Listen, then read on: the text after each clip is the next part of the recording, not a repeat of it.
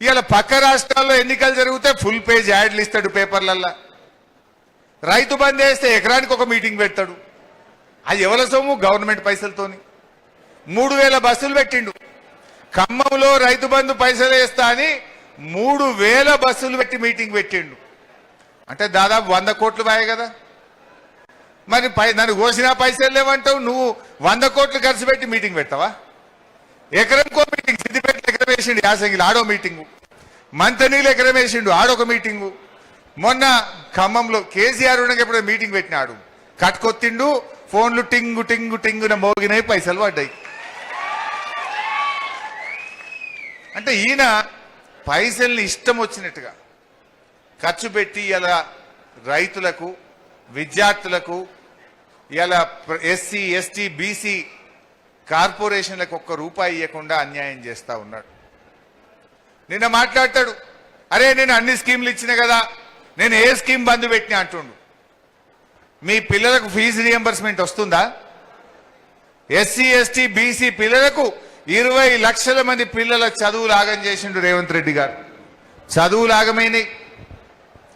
KCR kit వస్తుందా? నన్ను రాంగా ఇప్పుడు మా కుర్మోళ్ళు ఆపినరాడా? ఏడా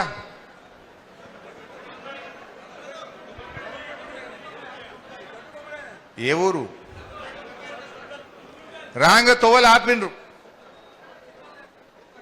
జూకల్ కాడ దరఖాస్తు ఇచ్చారు నాకు. రేవంత్ రెడ్డి వచ్చినాక గొర్రె పిల్లలు బంద్ అయినాయి, జర అసెంబ్లీలో గట్టిగా అడుగు అంటారు. రేవంత్ రెడ్డి ఏమంటుండు?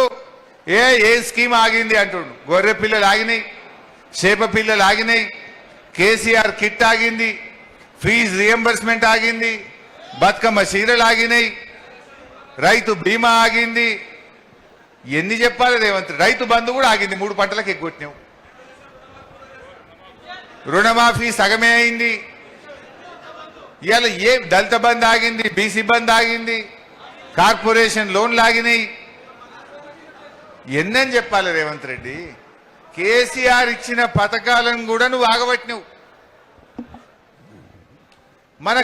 మన సంగమేశ్వర బసవేశ్వర ప్రాజెక్టు కూడా ఆగింది కదనే, ఆగిందా లేదా?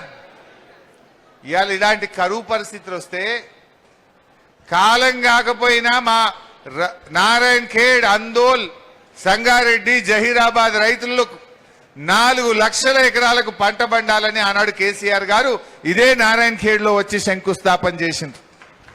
మనకు ప్రాజెక్టు మంజూరు చేసిండ్రు. కానీ ఇలా కాంగ్రెస్ వచ్చినాక మన ఆరాధ్య దైవం బసవేశ్వరుడు, బసవేశ్వరుడు పేరు మీద ఉన్న ప్రాజెక్టు కూడా నాపుతాడే. సంగమేశ్వర శివుడు ఎంత గొప్పవాడు. అందుకే కేసీఆర్ సంగమేశ్వర అని పేరు పెడితే ఆ ఖ్యాతకి సంగమేశ్వర ప్రాజెక్టును కూడా ఆపిండు.